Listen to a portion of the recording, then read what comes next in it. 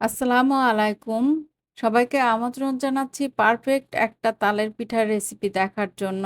আমার এই recipe follow করে তালের পিঠা বানালে অবশ্যই আপনাদের পিঠাটা সফট আর স্পঞ্জি হবে। তো চলুন দেখে নিন এর পুরো প্রস্তুত প্রণালী।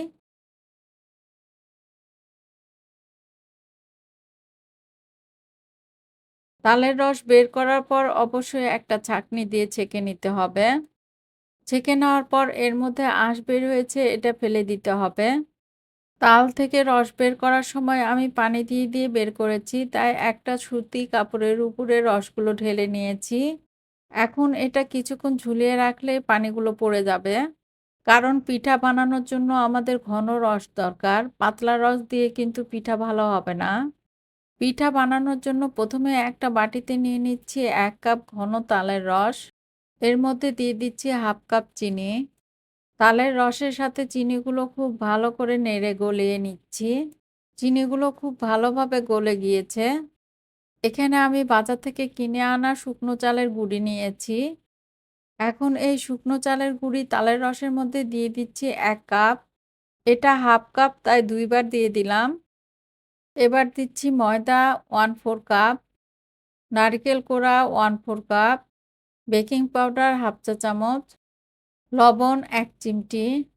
এখন সবকিছুকে একসাথে খুব ভালো করে নেড়ে মাখিয়ে নিচ্ছি। এরকম ঘন একটা ডো হবে। আমি যেহেতু শুকনো চালের গুঁড়ি ইউজ করেছি, তাই এটা ০.৫ ঘন্টা থেকে ১ ঘন্টার মধ্যে রেস্টে রেখে দিব এখন। ১ ঘন্টা পর চুলায় একটা কড়াইয়ে খুব ভালো করে তেল গরম করে নিয়েছি।